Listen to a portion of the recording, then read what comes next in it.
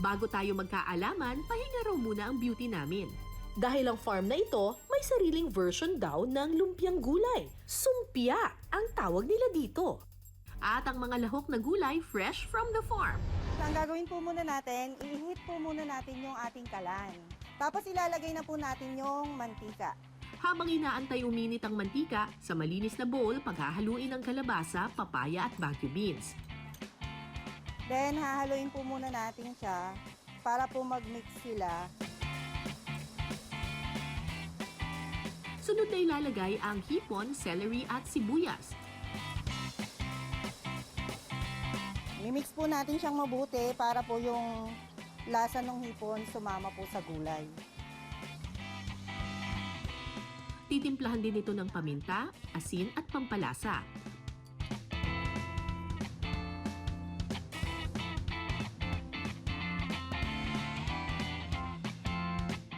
Pagkatapos mahalo ng maigi, isa-isang ibabalot ang lumpia mixture sa wrapper.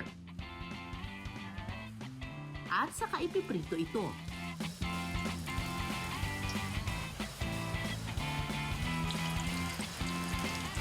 Kapag golden brown na ang mga lumpia, pwede na itong hanguin. Uulitin lang ang proseso hanggang maibalot ang natitirang lumpia mixture.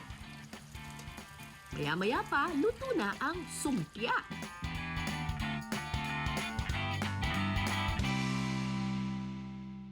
Dahil nasa farm tayo na maraming gulay, ang kanilang lumpia ay may gulay. Wow! Love I it. love gulay. Oo, pero ang tawag nila dito ay hindi lumpia, kundi sumpia. Wow! Panalo! Perfect! Manamis-namis yung ano. Saka yung suka, madam, ang sarap. Mm-mm. Fairness. Very healthy.